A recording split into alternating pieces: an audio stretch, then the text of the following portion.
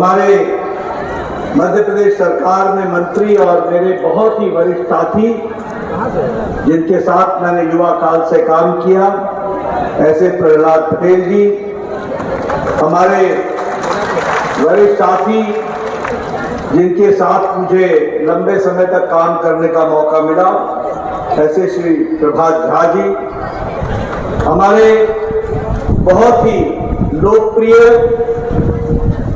साथी और संसद में लंबे समय से मेरे साथी और आपके और हमारे प्रत्याशी श्री गणेश सिंह जी,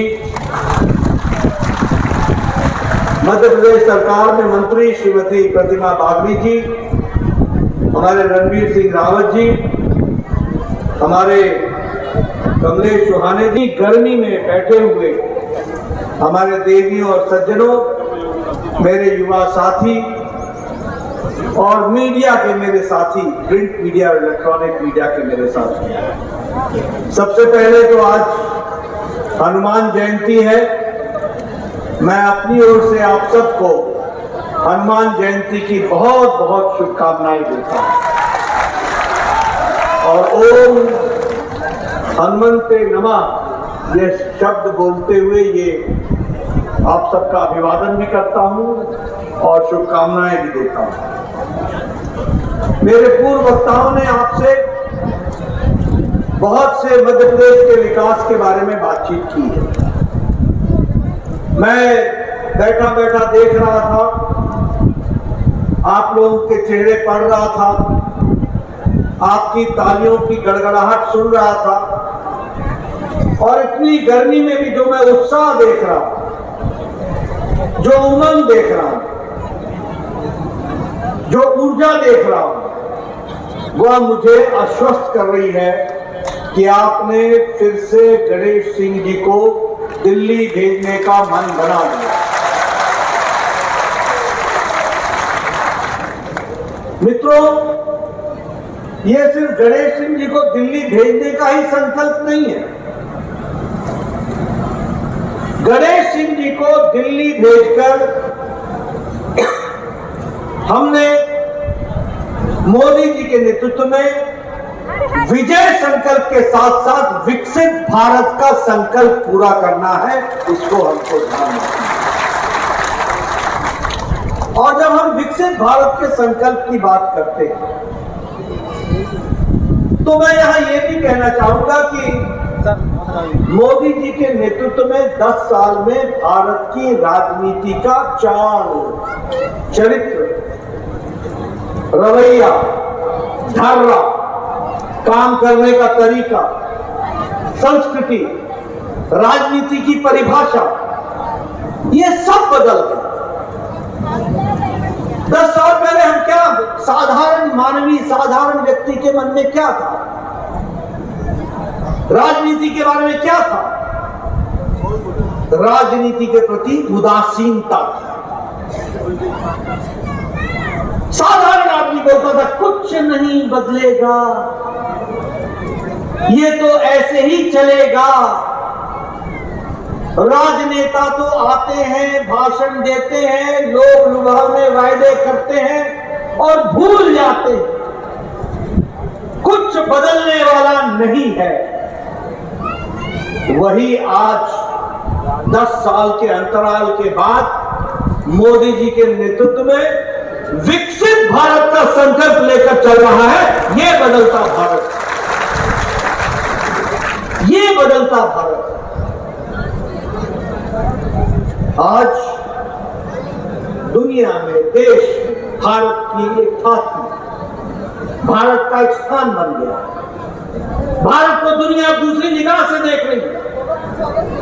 यह सब संभव हुआ है तो मोदी जी के नेतृत्व की क्षमता के कारण हुआ। अभी मैं सुन रहा था, गणेश सिंह जी ने आपको बताया प्रधानमंत्री किसान सम्मान निधि में इतने लाख लोगों को सम्मान निधि सुना क्या? ये रिपोर्ट कार्ड की राजनीति, ये जवाबदेही की राजनीति, ये पॉलिटिक्स ऑफ परफॉर्मेंस, ये पॉलिटिक्स ऑफ डिलीवरी, ये अगर हमको किसी ने सिखाया और भारत में स्थापित किया तो यशस्वी प्रधानमंत्री मोदी जी ने किया, ये हमको याद रखना चाहिए। और इसीलिए आज हम स्थिर सरकार की बात कर रहे हैं। आज हम अगली बार 400 पार की बात कर रहे हैं और इसलिए गणेश जी का दिल्ली जाना आवश्यक है। और स्थिर सरकार का अंतर क्या होता है? ये गणेश जी के पास ताकत नहीं है, ये मेरे पास ताकत नहीं है, ये मोहन यादव जी के पास ताकत नहीं है, लेकिन 26 तारीख को आपकी उंगली में वो ताकत आएगी जब आप कमल का बटन दबाएंगे और एक 400 पार करेंगे और गणेश जी को दिल्ली भेजेंगे। ये हमारी ताकत नहीं है, लेकिन स्थिर सरकार से फर्क क्या पड़ता है? स्थिर सरकार से फर्क यह पड़ता है 1951 से 4-4, 5-5 पीढ़ी खप गई। हम नारा लगाते थे एक देश में दो निशान, दो विधान, दो प्रधान नहीं चले। जम्मू कश्मीर भारत का अभिन्न अंग है, लेकिन जब आपने मोदी जी के नेतृत्व में स्थिर सरकार दी, पूर्ण बहुमत की सरकार दी, तो जो हम 51 में नारा लगाते थे वो 6 अगस्त 2019 को यही गणेश सिंह की उंगली ने पार्लियामेंट में बटन दबाया था और धारा 370 को धाराशाही कर दिया था और सदा सदा के लिए अलग संविधान जम्मू कश्मीर का समाप्त हो गया। धारा 370 का प्रावधान समाप्त हो गया, जिसके लिए 4-4, 5-5 पीढ़ी खप गई। हमने 1997 में पालमपुर में कहा कि हम राम मंदिर का रास्ता प्रशस्त करने का काम करें। हमारे लोग नारा लगाते रहे, रामलला हम आएंगे, मंदिर वहीं बनाएंगे। हमारा उपवास उठता रहा, रामलला हम आएंगे, तिथि नहीं बताएंगे। लेकिन आपने स्थिर सरकार दी, आपने ताकत दी। मोदी जी की इच्छा शक्ति के कारण रामलला के मंदिर का रास्ता प्रशस्त हुआ और 22 जनवरी को रामलला का प्राण प्रतिष्ठा होकर भव्य राम मंदिर बनकर के तैयार हो गया। सिटीजन अमेंडमेंट एक्ट, ये कांग्रेस के लोग जिसका विरोध करते हैं। बांग्लादेश में हमारे हिंदू के भाई, हमारे ईसाई भाई, हमारे पारसी भाई, हमारे सिख भाई, जिनको बांग्लादेश में, पाकिस्तान में, अफगानिस्तान में प्रताड़ित किया गया, वो यहाँ 30-30 साल से रह रहे थे। हमारे सिंधी भाई इंदौर में रह रहे थे, उनको नागरिकता नहीं मिल रही थी। उनके बच्चे मेडिकल कॉलेज में पढ़ नहीं सकते थे, मकान खरीद नहीं सकते थे, जमीन खरीद नहीं सकते थे। और ये कांग्रेस भाई तुष्टीकरण की राजनीति कर रही थी। लेकिन आपने स्थिर सरकार दी, सिटीजन अमेंडमेंट एक्ट आया और अब उनको यहां पर नागरिकता देने का कानून बन गया और उस काम को आगे बढ़ाया। इसलिए स्थिर सरकार के माध्यम से मजबूत फैसले लेने का हम काम करते हैं। आज मैं ये भी आपके सामने रखना चाहता हूं कि आप सब लोगों ने कहा बदलता भारत, बदलता भारत नहीं, बदल गया भारत, बदल रहा है भारत। मैं आपको बताना चाहता हूं, कभी सोचा था 11वें नंबर पर खड़े थे हम अर्थव्यवस्था में, 11वें नंबर पर। मोदी जी ने पिछले 5 साल में ब्रिटानिया, ब्रिटेन, जिसने हमको 200 साल राज किया, उसको पछाड़कर भारत आज 5वें नंबर की अर्थव्यवस्था बन गई, 5वें नंबर। और आपने मोदी जी को तीसरी बार प्रधानमंत्री बनाना है और 2027 में भारत तीसरे नंबर की अर्थव्यवस्था बन जाएगा, तीसरे नंबर। आपने कभी सोचा था कि ऑटोमोबाइल की इंडस्ट्री में, ऑटोमोबाइल मैन्युफैक्चरिंग में, ऑटोमोबाइल के मार्केट में हम जापान को पछाड़कर तीसरे नंबर का मार्केट बन जाएंगे, तीसरे नंबर। आज भारत दवाई बनाने में और दुनिया को दवाई बेचने में, एक्सपोर्ट करने में दूसरे नंबर पर खड़ा है। दुनिया की डिस्पेंसरी बन गया भारत। ये उदासीन भारत से आकांक्षी भारत मोदी जी के नेतृत्व में खड़ा हो गया। आज दुनिया की सबसे सस्ती दवा और सबसे असरदार दवा अगर बन रही है कहीं, तो वो भारत में बन रही है और भारत दुनिया को बेच रहा है।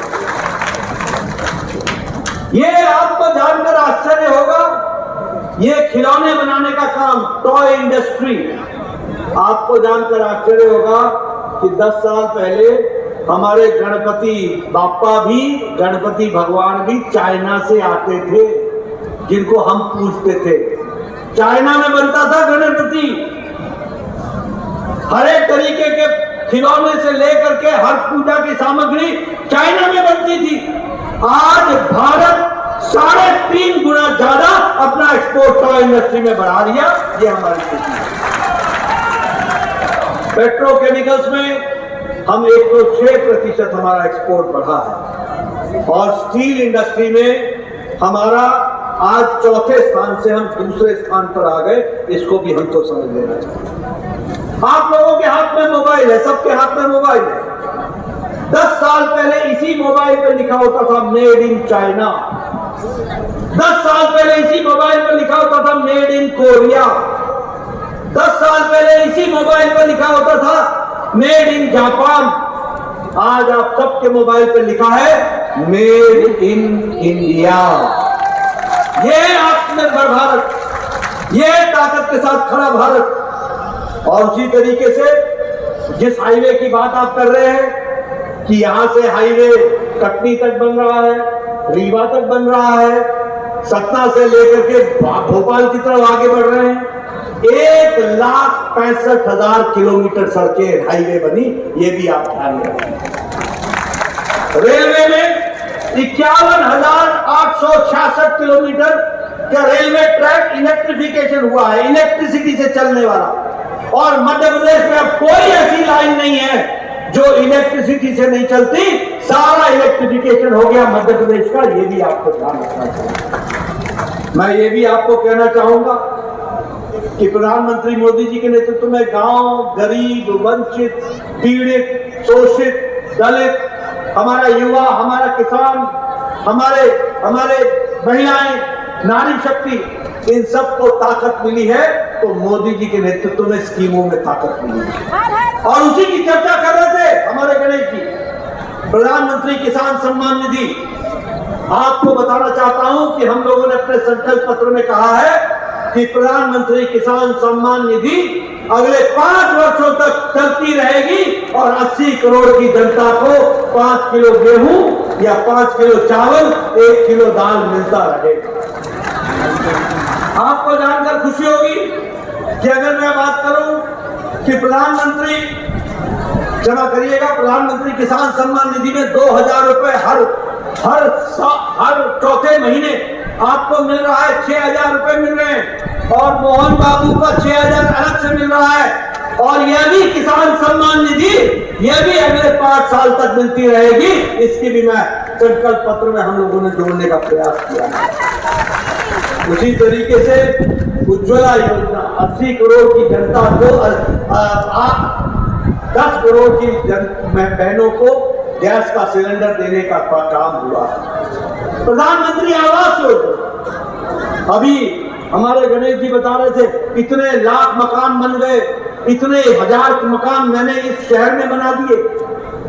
अभी मैं रीवा में था, मैंने देखा कि किस तरीके से मोदी जी के प्रधानमंत्री आवास योजना में फ्लैट्स बन रहे हैं, फ्लैट्स, अपार्टमेंट बन रहे हैं, जिसमें ड्राइंग रूम है, जिसमें बेडरूम है, जिसमें किचन है, और किचन में गैस का सिलेंडर है और टॉयलेट है और कोर्टयार्ड है। इस तरीके से प्रधानमंत्री आवास योजना में घर बन रहे हैं। लेकिन जब मैं विधायक बना था 1993 में, 1993 में, तो हमें एक पंचायत में 2 आवास योजना मिलता था, 2 आवास योजना। और आज मोदी जी ने 4 करोड़ प्रधानमंत्री आवास योजना में घर पक्के बना दिए, 4 करोड़ घर बना दिए। और अब तय किया है संकल्प पत्र में कि अब हम 3 करोड़ नए घर बनाएंगे अगले 5 साल में। ये भी हमारा संकल्प है। इससे गांव गरीब, वंचित, पीड़ित, शोषित, दलित, युवा, महिला, इनकी चिंता हुई है तो मोदी जी के राज में हुई है। आयुष्मान भारत 5 लाख रुपए का गरीब लोगों को हेल्थ कवर, 10 करोड़ 74 लाख परिवार, 55 करोड़ लोग।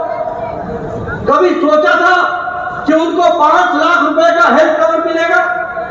और इस बार संकल्प पत्र में मोदी जी ने कहा है कि आयुष्मान भारत में ये किन्नर समाज के लोग जिनकी किसी ने चिंता नहीं की, जिन्होंने कभी किसी ने उनको मुख्य धारा में नहीं लाया, अब आयुष्मान भारत का फायदा हमारे किन्नर समाज को भी मिलेगा। वो उनकी इज्जत से जिंदगी जी सकेंगे, इस तरीके की व्यवस्था है। और हमारे संकल्प पत्र में लिखा है कि कोई भी 70 साल से ऊपर का बुजुर्ग, 70 साल से ऊपर की हमारी माता, किसी भी वर्ग की, किसी भी जाति की, किसी भी मजहब की और किसी भी आय की, किसी भी इनकम की, अमीर हो या गरीब, सबको आयुष्मान भारत में जोड़ लिया जाएगा और उनको 5 लाख रुपए का हेल्थ कवर साल में दिया जाएगा। मित्रों, प्रधानमंत्री जी ने विशेष कृपा से सारी बातों को आगे बढ़ाने का जो काम किया है उसमें सपना को भी पीछे नहीं छोड़ा। मुझे खुशी है कि लगभग स्मार्ट सिटी में 155 करोड़ रुपए में 23 प्रोजेक्ट्स पर काम चल रहा है। 500 करोड़ रुपए आपके मेडिकल कॉलेज में खर्च हुए। यही गणेश सिंह जी हैं, हमेशा पार्लियामेंट में मुझे मिलते थे, मैं स्वास्थ्य मंत्री था। गणेश सिंह जी मुझे दिखते थे तो मेरे को मेडिकल कॉलेज दिखता था, क्योंकि मुझे मालूम था कि गणेश मिला है तो मेडिकल कॉलेज की बात करेगा। आज 14 मेडिकल कॉलेज हमने मध्य प्रदेश को दिए हैं, लेकिन खुशी की बात यह है कि पहला मेडिकल कॉलेज मिला तो वो सतना को दिया गया और वो गणेश सिंह जी ने दिया। ये हम आपको मैं बताना चाहूंगा, वंदे भारत ट्रेन आज कमलापति भोपाल रेलवे स्टेशन भोपाल तक जा रही है। और सबसे बड़ी बात यह है कि आपके यहाँ जो रेलवे का स्टेशन बन रहा है सतना में, 272 करोड़ रुपए, 272 करोड़ रुपए। मैं आपको बताना चाहता हूं, आपने गणेश सिंह जी को आशीर्वाद देना।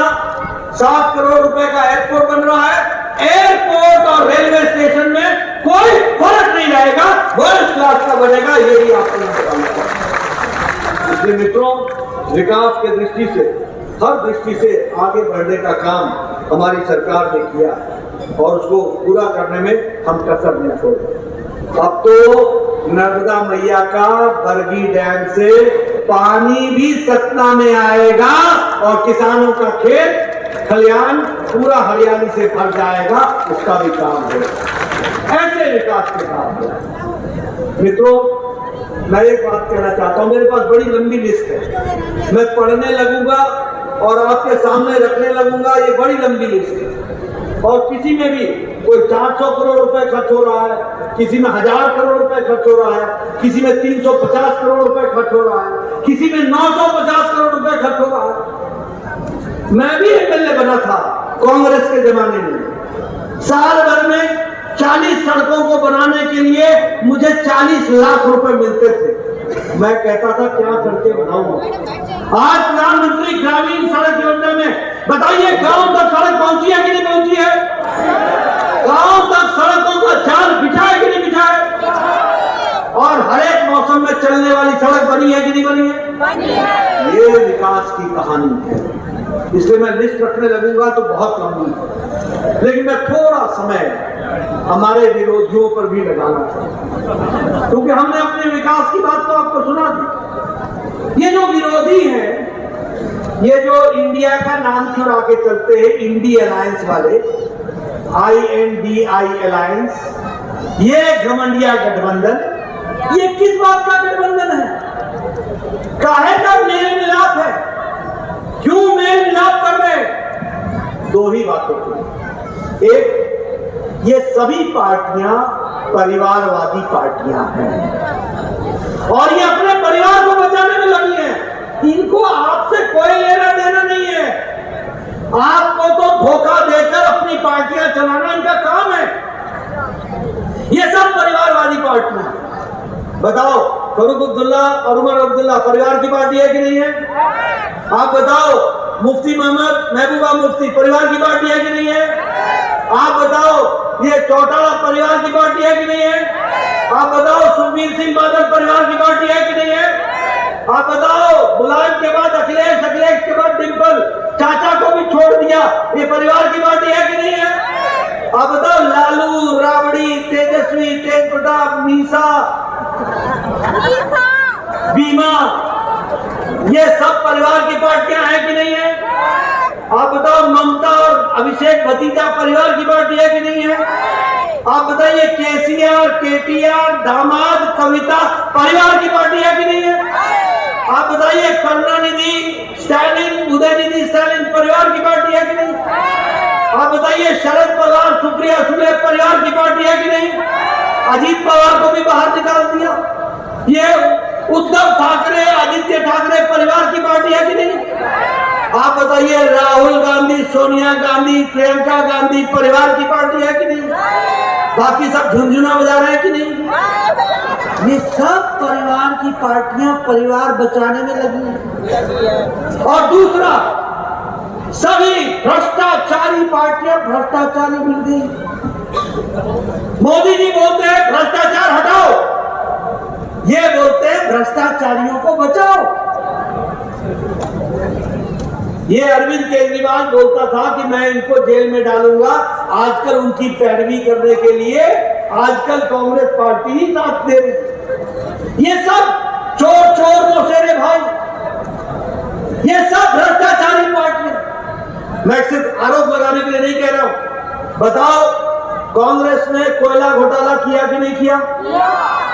आप बताओ कांग्रेस ने चीनी घोटाला किया कि नहीं किया? चावल घोटाला किया कि नहीं किया?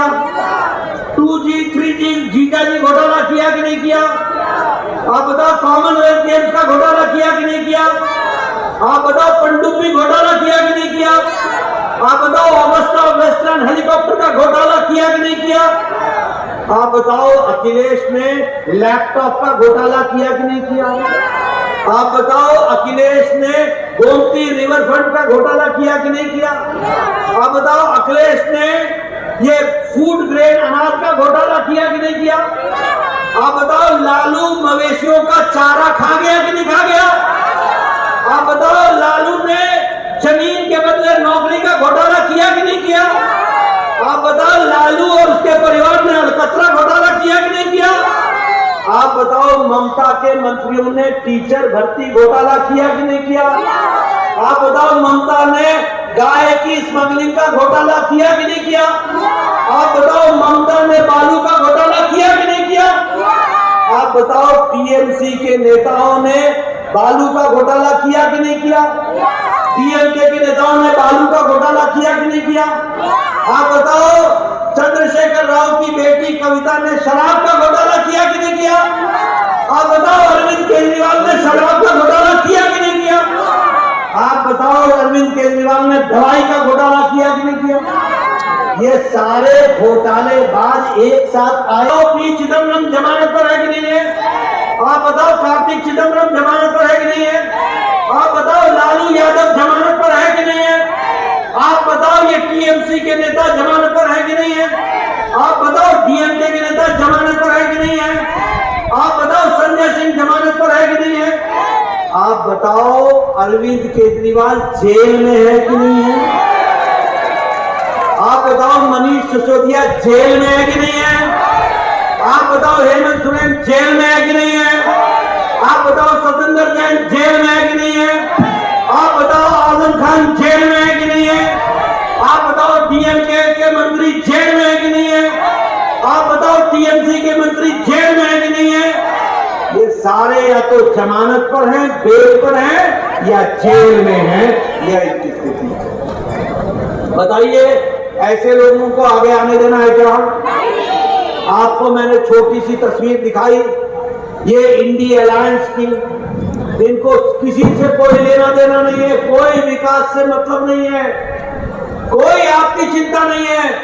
क्या जाने ये गरीब कल्याण अन्न योजना, क्या जाने ये किसान सम्मान निधि, क्या जाने ये उज्ज्वला योजना, क्या जाने ये उजाला योजना, क्या जाने ये सौभाग्य योजना।